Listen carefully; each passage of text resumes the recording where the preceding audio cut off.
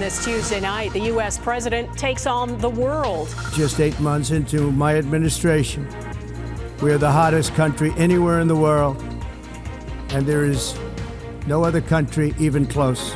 His wide-ranging lecture at the UN and his sharp criticism of allies. A threat to cripple New York City's entire cell phone network. It can send out 30 million text messages a minute. What the Secret Service has uncovered inside several apartments. A BC farm's unrelenting fight to save hundreds of ostriches from being culled. The arrest the RCMP just made. Plus, the friendship struck between a Maritimes man and his favorite baseball player. I consider myself very, very fortunate. And how that led to scoring this prized possession signed by Robert Redford.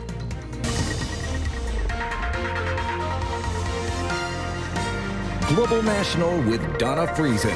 Good evening and thanks for joining us. The U.S. president, in an aggressive speech at the United Nations, has laid out his vision for how America should wield its power. It was classic Donald Trump. He repeated past grievances, made false claims, complained about immigration and the escalator at the UN. He called climate change a big con job and insulted his allies, especially Europe.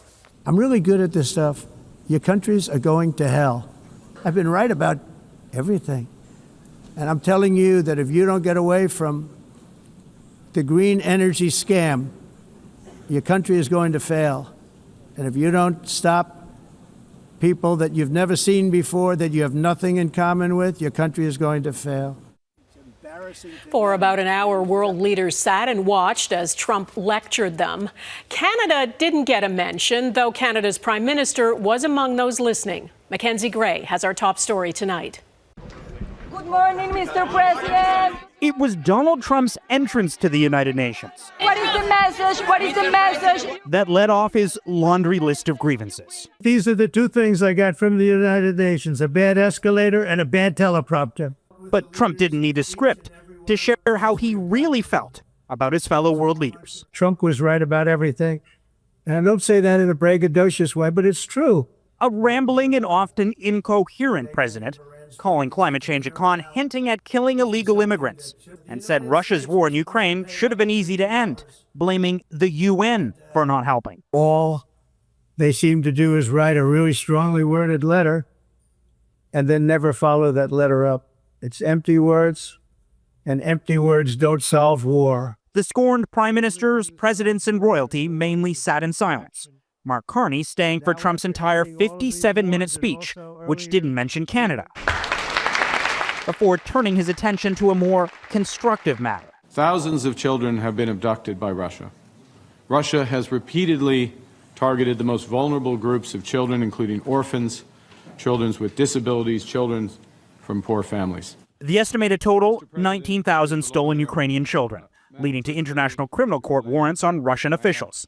Canada co-chairs a group that helped return 1,300 kids so far, with an additional 339 others identified. And one of the lowest crimes imaginable is to replace childhood with war and its cruelty.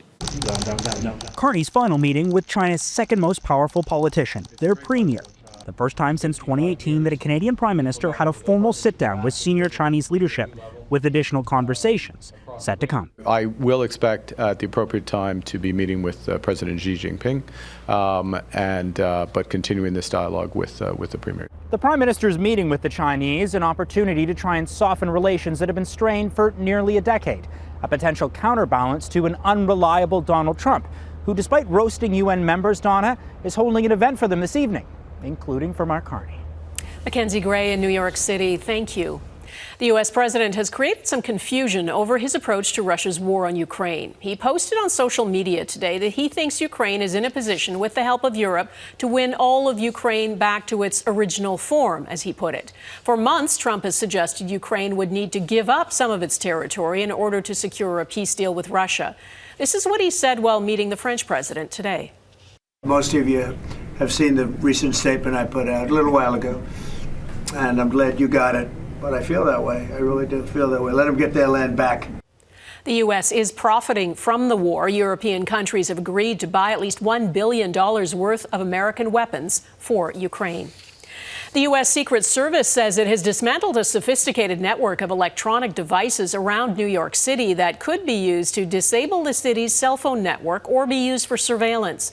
And though authorities have not identified a specific threat, they say the technology had the power to disrupt communications. Jackson Proskow is with me from Washington. Jackson, how and where did they find this? Well, Donna, the Secret Service says it uncovered the network while investigating a spate of anonymous telephone threats to U.S. lawmakers. It traced those threats to several apartments, all located within about a 50-kilometer radius of UN headquarters in New York City. And you can see from the pictures there are hundreds of transmitters, about 300 SIM servers, and 100,000 SIM cards, all of which authorities say were capable of shutting down the city's cellular network. Now, so far, no one has been arrested, but the Secret Service says it's working to identify suspects. The scale of this operation is what's so alarming. It can send out 30 million text messages a minute, encrypted, anonymous, which means that it could theoretically text the entire nation in 12 minutes. So that's problematic. Not to mention all the other things, taking out cell towers, denying services. Jackson, it does sound like a potentially powerful threat. Is there any indication who's behind it? No specifics yet, but authorities are suggesting that there is at least one foreign nation involved that has links to criminals and cartels already in the United States. These are all groups that are essentially already known to law enforcement. Now, the Secret Service says it has never seen such an extensive operation before, and they caution that there could be similar networks operating in other U.S. cities. We should also point out that there's reason to believe that this has been a long-running operation, and there's no reason to believe that the UN Assembly was a specific target here. But the timing, with so many world leaders in one place at one time, is what prompted officials to move quickly to begin shutting this down in late August. Donna? All right, Jackson Proskow in Washington, thanks. When the U.S. president is in the neighborhood, everything shuts down. And in New York City last night, that meant even the French president couldn't get through. Guess what? I'm waiting the street because everything is frozen for you. Emmanuel Macron was stuck on a Manhattan Street corner and ended up calling President Trump, whose motorcade had blocked all traffic. Macron and his entourage were trying to make their way to the French embassy. He was eventually allowed to walk, stopping for some pictures along the way. In Denmark, authorities are trying to determine who flew drones above Scandinavia's largest airport last night. Airspace over Copenhagen Airport was temporarily shut down, and dozens of flights were diverted, delayed, or canceled. Denmark's Prime Minister calls it the most serious attack so far on the country's critical infrastructure. Drones were sighted at Oslo's airport, too, and it was shut down for a few hours. It's unclear if the two incidents are connected. Recent Russian breaches of NATO airspace have Europe on high alert, but Russia is not claiming responsibility. The federal government has begun a pilot program to buy back prohibited assault-style rifles from gun owners and destroy them. It's being tested in Cape Breton, Nova Scotia, and will run for about a month before being rolled out nationwide. David Aiken explains how it will work, why the Liberals say it's vital for public safety, and why the Conservatives don't buy it. I have absolute confidence in this program. To help him sell a federal assault gun buyback program, Public Safety Minister Gary Anand turned to a Liberal MP who survived the 1989 École Polytechnique shooting. I'm very proud to be part of the government who began this program. And to counter critics who say the buyback plan will divert frontline police resources, he turned to the police chief who will run the pilot program. We are a large enough organization to facilitate with no impact to our frontline service delivery. But the bigger problem for Anand Sangari is he was heard on an audio tape casting doubt on the very program he is now moving ahead with. On Monday, a minister says that his program won't work. On Tuesday, he says he's going ahead with the program. The Liberals have set aside nearly $750 million to buy back an estimated 180,000 assault-style guns from the registered owners. If the leader of the opposition wants to have a real conversation about crime, he also has to have a real conversation about guns, Mr. Speaker. The Conservatives argue that $750 million is better spent hiring thousands of new border officers to intercept illegal gun shipments or hire more police to catch the criminals who use guns. The Liberals have yet to make good on campaign promises to do just that. They're not taking guns away from criminals, they're letting criminals out on the street. And now they're diverting $750 million that could actually go to things that would protect Canadians. There will be more debate on guns and crime within the month. The Liberals will table legislation this fall that will make it harder for those accused of gun crimes to get bail and longer sentences for those convicted of those crimes. Donna. All right, David Aiken, thank you. Late today, Prime Minister Carney was asked if he continues to have confidence in the public safety minister. I have confidence in the minister. He's doing important work. He's got a lot of important work this session of Parliament, including legislation on borders and others. TikTok, the popular Chinese-owned video sharing app, has agreed to reforms after a 2-year investigation by Canadian privacy watchdogs. The Federal Privacy Commissioner and several provincial counterparts found TikTok's tools to keep children off its platform were largely ineffective. The investigation found TikTok has been collecting and using the personal information of hundreds of thousands of children under the age of 13, despite the company's terms of service prohibiting users that young. We're pleased with the undertakings that TikTok has taken to meet our recommendations. They've agreed to provide age verification in a way that's proportionate, that's effective to block underage users from the site, and they've agreed to significantly improve the communications that they make to Canadians, including Canadian youth. The investigation found TikTok removes about 500,000 underage users each year, but it was already collecting and using their information to send them targeted ads and tailored content. In southern Alberta, the search for a missing 5-year-old boy is in its 3rd day. Darius McDougall disappeared Sunday while on a walk with family near a campground. Heather Yurex West is following the story in Crow's Nest Pass. Donna, search and rescue teams have been scouring this popular camping area day and night since Sunday afternoon. Helicopters and drones outfitted with thermal imaging have been used from the air as search and rescue crews aided by dogs carefully scour the ground below, looking for any sign of the little boy. But 3 days into the search, Darius McDougall has not been found. We started at First Light this morning. We have 82 GSAR resources on the ground this morning. That's from throughout Alberta and British Columbia. We also have underwater search capacity on site, and we have quite a few searchers that are experienced in searching this slightly more hazardous terrain. We are still in the stage right now where we are still very. The search for this 5-year-old, who police say has a medical condition and may not respond to calls from others, is on the minds of everyone in this little southern Alberta community. On Blairmore's Main Street, residents say they're sick with worry, trying to stay hopeful Darius will be located safely and soon. It's been a long time, and he's only 5. So, yeah, I'm very worried, but I mean, it's not like they stopped searching, but he could be anywhere. I don't personally know the family, but I mean, still, it's very heartbreaking. And, you know, every day at the end of the day, you hope before night settles in. Weather has been cooperating, and although it has been warm for this time of year, it is still late September in the mountains, and overnight lows have been falling to around 5 or 6 degrees. This is also rugged terrain with wildlife, a difficult environment for anyone to manage by themselves, let alone someone who is just 5 years old. Donna? Heather Yurex West in Crow's Nest Pass, Alberta. Thanks, Heather. In Winnipeg, 2 foster parents have been arrested as part of a child abuse investigation. Police say they were called about a seriously injured child at a home on Friday. That led to 4 children being taken to hospital. One of them is in critical condition with life-altering injuries. A 25-year-old woman is in custody charged with aggravated assault, and failing to provide the necessaries of life. A 26-year-old man has been charged with failing to provide the necessaries of life, and he's been released under conditions. In BC, an ostrich flock will likely soon be culled after 2 of the farm's co-owners were taken into police custody. They had been staying in the ostrich paddock, feeding and caring for the birds, despite being told to leave by today. Police and officials with the Canadian Food Inspection Agency set up a cordon around the property yesterday. The ostrich flock was ordered to be culled in December after several of the birds died of avian flu.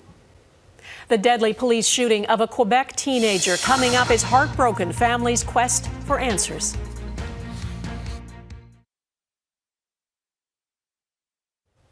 The family of a 15-year-old who was killed by the police on Sunday in Quebec says they've now hired a lawyer. The province's police watchdog is investigating and this morning took the rare step of speaking publicly about the case. Mike Armstrong reports. Friends and family have been leaving flowers and candles in the spot where Nooran Rezayi was shot. What the 15-year-old's death has left behind is disbelief and questions. This man says Nooran wasn't a bad kid and that he doesn't understand what happened. Quebec's police oversight agency is confirming some details. The head of the agency says it started with multiple 911 calls Sunday afternoon. There were reports a group of masked and armed people were moving through the neighborhood. Police arrived 10 minutes after the first call, and the shooting, according to witnesses, happened quickly. This is video of officers providing first aid before paramedics arrived. The police watchdog group says it's recovered 7 videos from the scene and 1 firearm. In the object that were seized, we seized the gun, the gun that was used by the police officer.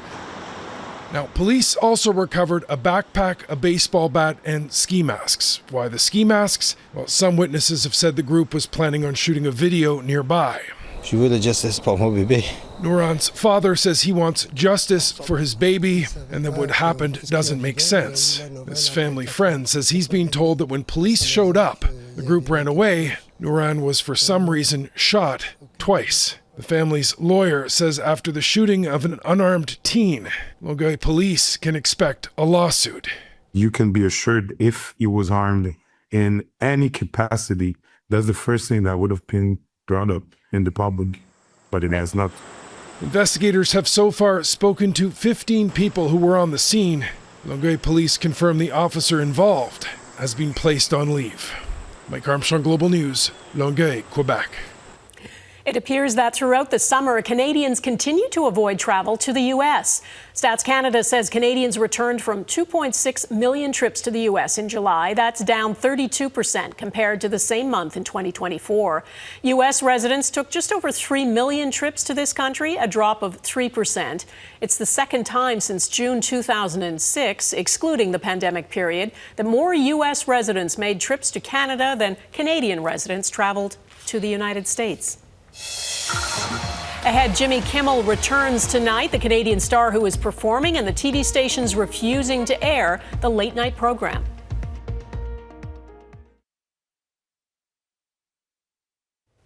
Late-night host Jimmy Kimmel will be back on the air tonight, and Canadian singer Sarah McLachlan is set to appear on his show. ABC pulled Kimmel from the airwaves last week over comments he made on the person charged in the killing of conservative activist and Trump ally Charlie Kirk. The decision was widely condemned. McLachlan canceled a performance on Sunday in solidarity with Kimmel and in support of free speech.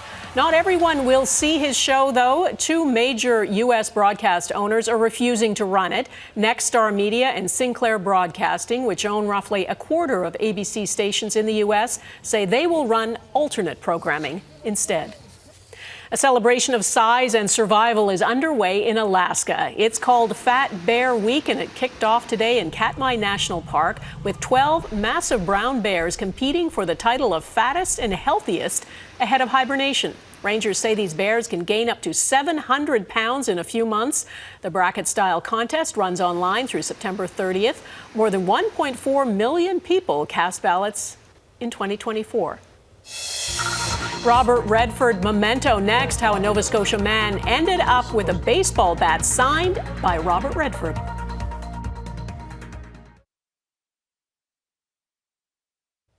In Major League Baseball, umpires have always had the final word on balls and strikes, but starting next year, there will be an automated review system. Umpires will still call balls and strikes, but each team will have 2 challenges per game that can be made by a pitcher, catcher, or batter. Additional challenges will be allowed in games that go into extra innings. A Maritime man's passion for baseball has brought him a lot of gifts over the years. There's one in particular, though, that is extra special. a bat with the signature of legendary actor Robert Redford, who died last week at the age of 89. Heidi Petracek explains how this precious piece of memorabilia found its home in rural Nova Scotia. This is it. This is the shrine. What do you think? You've got just a few things. Yes, I do. Jim Prime's passion for baseball began as a boy listening to games on the radio in Maine and would eventually spark an unlikely friendship. I was in the hospital. I had cancer at the time. This was back in 1981. That's when Jim screwed up the courage to write to his all-time favorite player. I wrote a letter to Ted Williams. Didn't have any address. I sent it off to the Florida Keys. National pitches. Williams swings. Ted Williams had retired in 1960, the Major League Baseball Hall of Fame inductee among the greatest hitters of all time. So Jim was shocked when Williams responded, inviting him to his New Brunswick fishing lodge.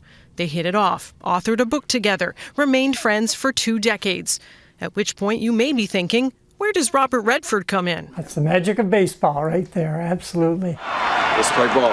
See, the classic Redford movie, The Natural, hit theaters in 1984, and Prime got an idea for a film on Ted's life and career. So I wrote that letter to Redford saying, why don't you do a movie? Of course, obviously I offered my services as a research person. Dear Jim, it's redundant to tell you how much Ted Williams has meant to me and always will mean. The late Redford graciously declined to take on the project, but also expressed admiration for Williams, citing him as the basis for his movie performance. So Jim had a replica made of the bat used in The Natural and sent it to Redford, who in turn sent it back. Mr. Redford signed it by Roy Hobbs, which was the character he played, number 9, alias Robert Redford. Baseball is a magical thing, and it creates all those connections. I consider myself very, very fortunate. He's had offers to buy the bat since Redford passed, but has turned them down. One of the many gifts the 77-year-old says a love of baseball has brought him. Heidi Petracek, Global News, New Minas, Nova Scotia. That is Global National for this Tuesday. I'm Donna Friesen. Tonight's Your Canada showcases Dartmouth, Nova Scotia, Spaniards Bay, Newfoundland and Labrador, and New Westminster, BC. Please keep them coming. Send your pictures of Canadian pride to globalnational@globalnews.ca. And thanks for watching. Hope to see you here again tomorrow. Bye-bye.